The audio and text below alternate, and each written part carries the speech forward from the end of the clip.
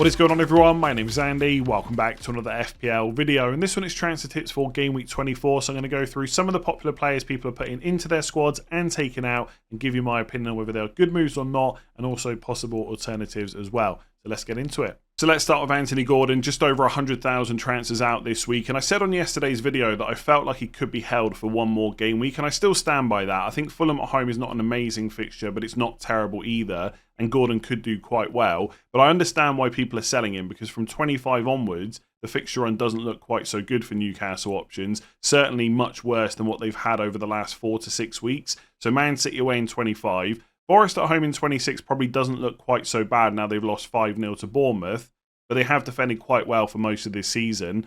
Liverpool away in 27, West Ham away in 28. So after Fulham, it's 3 away games in 4, and 29 against Crystal Palace will probably be a blank. So long term, I get getting rid of Newcastle players. Long story short, if you're moving to Mbeumo, fair enough, because although I don't think he's massively better for 24, he probably is better with penalties, and he's a better long-term option. If you're moving to Diaz from Liverpool because you want to triple up and that's the player you've earmarked, that's also a pretty good move. Anything else that people are doing, I'm not quite sure it's worth it. If you're downgrading Gordon to a Bournemouth midfielder to give you funds for another move, I would probably do that, right? That's a reasonable decision to make because Bournemouth midfielders after 25 look quite good. But if it's just a straight swap Gordon to Kluivert or Semenyo for 24 and you don't need the money, well, Gordon's definitely got the better fixture, so I can't really see any reason to do that unless you're chasing price rises. So I think Diaz, Mbeumo, you need money by downgrading Gordon. That's all fair enough. Otherwise, I think it's okay just to hold him for one more week, save that transfer until 25, and just reassess then. So speaking of Bryan Mbeumo, he is just a really solid option to look to bring into your FPL squad this week if you need a new midfielder. Just over 100,000 transfers in so far. Fixtures look good. So Spurs at home in 24, who are really struggling at the moment. Then West Ham away in 25, Leicester away in 26, Everton at home in 27, which I've put down as a green fixture. That's maybe a little bit harsh, but it's still not bad. Brentford have been very good at home so far. And then Villa at home in 28, and Brentford will definitely play in 29 against Bournemouth away. So Mbeumo is just a solid pick for the next 6 game weeks. As I've said in previous game weeks, as an owner, he has overperformed quite a bit this season. His non-penalty XG per 90 is 0.2, and his actual goals per 90 are 0.61. Now, some of that is because of penalties, right? Which is fair enough. He's a penalty taker. That's why we like him. But the returns are going to slow down at some point. It's just difficult to know exactly when that will be. I think when you look at it objectively, you've got a player that pretty much plays 90 minutes every week. He hardly ever gets subbed early. The stats are still decent enough, even though they're lower than last year. The fixtures are there. He's got penalties. He's just a fantastic pick that you can just stick in your team and leave him in there. After game week 29, I might not actually double check what the fixtures are because I'm probably going to wildcard in 30. But even then, you've got Newcastle away, Chelsea at home. If you got stuck with him for those 2 games, it's really not the end of the world. Arsenal away in 32, not quite so good. But then after that, the fixture run from 33 to the end of the season is, again, pretty okay for Brentford. Most of you will still have your second wild card left. So at some point, you're going to use it anyway. And if you don't want Mbeumo, you don't have to carry him through. But yeah, I've got nothing bad to say about him. Like, I do think he's better than Gordon this week. He's not essential. You don't have to use that transfer if you've got other important things to deal with. But if you want to get rid of Gordon as a long-term pick next 6 game weeks, Mbeumo is probably the one. So if you're not too sure what transfers to make ahead of double game week 24, you can check out your AI-suggested transfers over on Fantasy Football Hub to give yourself a second opinion. And there's a 7-day free trial at the moment and 30% off. So you can give this tool and all the other ones a go and see how you like them. The cool thing is, not only does it show you which players it thinks you should move to, but also what the price change status is as well. So for example, for my team, Calvert-Lewin actually flagged at the moment. It wants me to get Njai, which I'll talk about on my team selection video on Thursday. And it's saying that Calvert-Lewin is not close to a price drop, but Njai is getting quite close to a price rise. So if I want to avoid that, I can make the transfer a little bit earlier. Also wants me to do Rodgers to Ahmad and also Raya to Pickford as well. And again, Raya is starting to go towards a price drop, although he's quite far off. He's already had one this week. And Pickford is very close to rising in price as well. So if you're not sure about your moves, It'll give you suggestions as a second opinion, and it'll also tell you how close you are to missing price rises and stuff like that. So if you want to check it out, 7-day free trial, 30% off at the moment, link in the description below. Give it a go and see what you think. So no midfielder has had more transfers in this week than Justin Kluivert, nearly 500,000 so far, which is kind of insane, but also makes a lot of sense when you look at his recent points totals. So in game week 21, it was an 8-pointer against Chelsea. He had that massive 22 points against Newcastle in game week 22. And then he followed that up with a 13-pointer against Forest. 43 points in 3 game weeks is pretty incredible, especially when you cost less than 6 million. And I think Bournemouth in general have had really good underlying data for most of this season in terms of expected goals conceded, and they're really starting to show that now. Not that they were bad earlier on in the season, but some results definitely went against them. But since the back-to-back losses in 11 and 12 against Brentford and Brighton, they haven't lost a game. They've won or drawn every single one and scored plenty of goals in the process. So I completely understand why people are looking at Bournemouth midfielders. I think any attacker that has Liverpool at home, for me, is never going to be a rush to bring in. So don't feel like you're missing out if you're not getting a Bournemouth midfielder this week. But if you're in a position, like I said earlier, where you need to downgrade someone like Gordon to get funds for maybe a Liverpool attacker, Liverpool defender or something like that, or you've got like an Ismail Sarr and he's had early substitutions the last 2 game weeks and you just don't really want to hold on to him, fair enough. But for most people, your entry point for Bournemouth players is game week 25. So Southampton away, followed by Wolves at home, Brighton away, Spurs away, Brentford at home. That is a pretty good fixture run. That being said, at their price, if you want to get them this week, fair enough. They will cause that Liverpool defence problems. I just don't see another 4 or 5 goals like the last couple of games. In terms of whether Kluivert is the best option, I think for most of this season, if I'd gone for a Bournemouth midfielder, it always would have been Semenyo because his open play stats have been so good. But at the moment, Kluivert's getting the minutes. He's on penalties. And the numbers are not amazing, but they're also not terrible. When you factor in the penalties and the minutes as well, he probably does look like the all-round best pick, especially in the short term. I think when Bournemouth start to get other players back to full fitness, Kluivert's minutes will probably drop before Semenyo's do, but we don't know when that's going to be right now. So in the short term, I would probably just grab the penalty taker. Just in comparison, I was checking on the Opta stats tool for Semenyo, and his open play numbers are 0.29 expected goals per 90. For Kluivert, it's 0.18. And then Semenyo also has higher expected assists as well. So without penalties, I know Kluivert's done really well recently, but without penalties, I would expect Semenyo to score more points. It's hard to look past the penalty taker. Just on Utara as well, we might as well mention him because he's also done extremely well by scoring that hat-trick. He's obviously the value pick there at 5 million, and he's playing through the middle as the number 9, and that should stick until they get players back from injury. I think Unai is out for pretty much the whole season. Evan Nielsen currently unknown return date. Again, because we've got that second wildcard still to use, or at least most of us do, I think if you've not got 5.6 or 5.7 million for Semenyo or Kluivert, Utara is a pretty good pickup as well, because I don't see any reason that he won't continue playing unless Bournemouth buy another forward or loan another forward in the transfer window, which I guess is possible. But they're playing so well right now, like why would you change that? So I think even if long-term Evan Nielsen comes back, it doesn't matter because you can just wildcard and not worry about it. Like Utara at 5 million is pretty good. So I would probably say Kluivert, Semenyo, Utara is probably the order to pick them. Whichever one you go for, you're probably onto a good thing over the next 6 game weeks. So while we're talking about Bournemouth, let's discuss Kerkez next. Nearly 100,000 transfers in so far this week. He's now up to 4.9 million. Generally, I feel like you need a Bournemouth defender against Liverpool at home even less than you need a midfielder. Fair enough, I probably wouldn't put a huge amount of money on the Liverpool clean sheet this week. I certainly wouldn't put much money on a Bournemouth one. I think Liverpool will score. And as much as Kerkez can be attacking, it's not like he's a Trent Alexander-Arnold or a Gvardiol or someone like that. So I don't think there's a rush to get a Bournemouth defender this week. You can definitely wait until game week 25. Usual caveats apply. If you're downgrading someone because you need the funds and you're just holding Kerkez for the better fixtures coming up, fair enough. But I don't think you really need him this week. I'd even rather buy like a Mikalenko at Everton and just take the double game week and decide whether to get a Bournemouth defender in later on. Also, at this point, I think we've got to give serious consideration to Howson instead. Like, I know Kerkez has those 5 attacking returns, but Howson's already scored 2 goals, and he's only 4.4 million.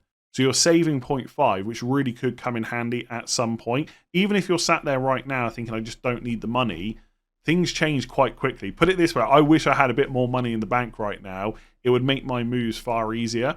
So if I was buying a Bournemouth defender, which I may well do at some point over the next couple of weeks, I don't think there's any chance that I buy Kerkez at 4.9 when I can get Howson for 4.4. So generally, I like the Bournemouth defence, but not this week. So Chris Wood finally blanked at the weekend, and that has caused over 200,000 FPL managers to sell him ahead of Brighton at home in game week 24. If we're being realistic, most of those people are probably moving to Gakpo, and I can't really think of many reasons not to do that. You've got the extra fixture this week, you've got Wolves at home in 25, and Nottingham Forest fixtures after Brighton at home are not that good. Like, it's Fulham at home in game week 25, followed by Newcastle away, Arsenal at home, City at home.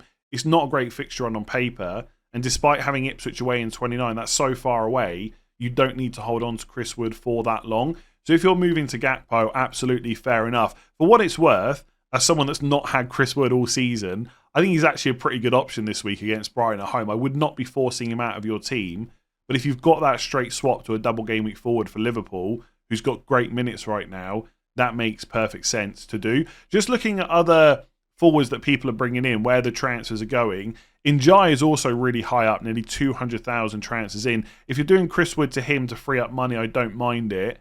And I think because of Nottingham Forest fixtures after 24, it's probably an okay move. He is a lot cheaper. He is on penalties right now, so I don't mind that. After that, look, Isak, fair enough, although the fixtures from 25 are not great. Marmoush, I would just avoid right now. I know he's like the new kid at Man City, and he looked good at the weekend, but he's 7 million, 73 minutes. I think he probably will start the next game, but not, I guess, a guarantee because he's a Man City player. And the fixtures aren't great. It's Arsenal away next, so I'd avoid him. And then really you've just got like sporadic players that are being brought in. So Visser's fine, but he's probably not better than Chris Wood this week. I would just hold on to Wood. Watkins is probably okay. You've got quite good fixtures next to Wolves away, Ipswich at home, and then it's Chelsea at home in 26. It looks like his minutes are good right now because there's lots of transfer speculation around Duran. If Duran stays, he'll start to take minutes off Watkins again. I think for most people, unless you're moving to a double game week forward, you probably just keep Chris Wood and decide what to do with him in 25. So it's now 2 blanks in a row for Cole Palmer against Wolves at home and Man City away. And I think last week he was the most sold midfielder, and he's had another 100,000 transfers out ahead of game week 24. For me, I think the boat has been missed on selling him. If you were going to get rid of him, it was before that Man City away game in game week 23. If you're doing it this week, it's ahead of West Ham at home, which is a really nice fixture. Then you've got Brighton away and Villa away, which aren't as easy. And having back-to-back away games is not great, but they're not terrible fixtures. And then you've got Southampton at home and Leicester at home in 27 and 28. And I feel like no matter what you think of Cole Palmer right now, you'll almost certainly want him back for that Southampton game. So you'd be selling him before West Ham at home, which is good, and then buying him back 3 game weeks later. It just doesn't make a huge amount of sense to me. And don't get me wrong, right? You don't have to bring Palmer back. He's not essential. In 27 and 28, Salah has Newcastle at home and Southampton at home. So you wouldn't even necessarily captain Palmer in either of those games. But I just can't see any sense in using transfers on him. There must be more important things to do for most people's squads. I don't even really know who people would be selling him to. Like, maybe there's some teams out there that don't want to buy Gakpo because their forwards are great. They don't want to double up on defence, so they're going for Diaz. Okay, fair enough. Mbeumo's fine, but he's not better than Palmer. So unless you're absolutely desperate for the funds, I'm not really sure who people are even bringing in. Like, if I look at the midfielder transfers in this week, obviously Kluivert's at the top, then it's Mbeumo, Luis Diaz, who I mentioned. Foden, there's no way I would move Palmer to Foden. Utara's fine if you really need the money. But what do you need the money for? Most people have already got Salah. It's not the right time to bring Haaland back. I don't get it. Maybe most people watching this are not selling Palmer. I just definitely wouldn't do it. There'd be no shock to me if he gets a big score against West Ham. And if he does, people will be scrambling to get him back ahead of that Southampton game in 27. So Josko Gvardiol picked up his 5th goal of the season in game week 23, which is kind of insane for a defender. And going into game week 24, only Trent, Mykolenko, Kerkez and Konate have more transfers in. That being said, this is a pretty straightforward one. Next 4 game weeks for City are Arsenal away, Newcastle at home, Liverpool at home and Spurs away. It is not great for clean sheets. I wouldn't be surprised if Man City concede in all of those games. And obviously you might say, well, he's got attack and returns in his locker. He's already scored 5 goals, which is fair enough. But you definitely want the clean sheets as well. It just doesn't feel like the right time to spend 5.9 million on a Man City defender. I will say I've probably overlooked him too much this year. He's played every single game apart from one. and he pretty much always plays 90 minutes, and he does have that attacking threat. And by the way, it's not like he's massively overperformed. His expected goals per 90 is 0.19, actual goals 0.23. So there is no reason why he can't keep up the amount of goals that he scored so far. If he went and got another 2 or 3 by the end of the season, it wouldn't be a shock. But I think the window to buy Gvardiol is probably 28 onwards, where you got Forest away, Brighton at home, and then in game week 30 it's Leicester at home. So as you start thinking about possibly playing through the blank, then you might want Man City players, or if you're free hitting in 29, you'll definitely look at Gvardiol. And one thing I will probably consider, if I'm not free hitting in 29, is Liverpool have Southampton at home in 28. I'd probably want my defenders for that game if I've still got them in my team. But in 29, if they end up beating Spurs in the Carabao Cup semi-final, they'll blank. That's a perfect time to move like a Van Dijk, a Konate, or a Trent to someone like Gvardiol. So, yeah, if you've still got him, I completely understand why you might want to hold on to him because of that attacking threat. But to buy him right now, that fixture run is horrible. So speaking of attacking defenders, just over 75,000 FPL managers have sold Gabriel ahead of game week 24 where they're playing Man City at home. If you're selling him to a Liverpool defender like Trent, Van Dijk or Konate, and it's your only way to get in another Liverpool player, then I get it. I think that's a more than reasonable move. If you're selling him to a Everton defender, I'm less sure about it, but I also don't hate it, especially if it funds another move for you and you've maybe got a plan to get Gabriel back later on and you've got the spare transfers to deal with that. If you're selling him to any other defender with just a single game week this week, I'm not really sure about it at all. Because after City at home, you've got Leicester away in 25, West Ham at home in 26, Forest away in 27. They're pretty good fixtures. And obviously at that point, you're then getting closer to blank game week 29. And if Arsenal lose to Newcastle in the Carabao Cup semi-final, which looks pretty likely, they'll play against Chelsea in 29 at home. And even if they concede, you've got the attacking potential on top. And I know that sounds a little bit contradictory to what I've just said about Gvardiol. The difference here is most people already own Gabriel. He's got good short-term fixtures. And if you get to 29, you've got other stuff to deal with. There's no issue whatsoever just keeping him in your team. Whereas with Gvardiol, you're looking to bring him in with bad fixtures. It just doesn't make sense. The other thing with Arsenal, as long-term picks, if you've already used your second wildcard, or you're not free hitting in 29 and you also don't necessarily want to use your wildcard straight away afterwards, the fixtures are good from 30 onwards. So you've got Fulham at home, Everton away, Brentford at home, Ipswich away, Palace at home. They're pretty decent fixtures without any double game week considerations or anything like that. So moving to a double game week defender, fair enough. If you're just moving to a single game week player like Kerkez or someone like that, unless you're desperate for the funds, I just do not get it. But look to try and keep hold of Gabriel where you can. Because 25 onwards, the fixtures are decent. And obviously with Saliba back as well, that Arsenal defence is going to be one of the best in the league. And so the clean sheets are coming. You've got attacking returns on top. He's more than a decent enough option to hold on to. If you've enjoyed that video, make sure to give it a like and hit that subscribe button. Rate 5 stars if you listen on podcast. Check out Fantasy Football Hub and their 7-day free trial, 30% off using the links in the description below. And if there's any players and stuff I haven't covered, there's plenty more videos to come. Game week preview tomorrow, team selection on Thursday, final thoughts on Friday, deadline stream on Saturday. So I'll put out a tweet later today asking for some of your questions for the game week preview, and I'll try and cover as much as I can. Otherwise, thanks for watching. I'll catch you again soon.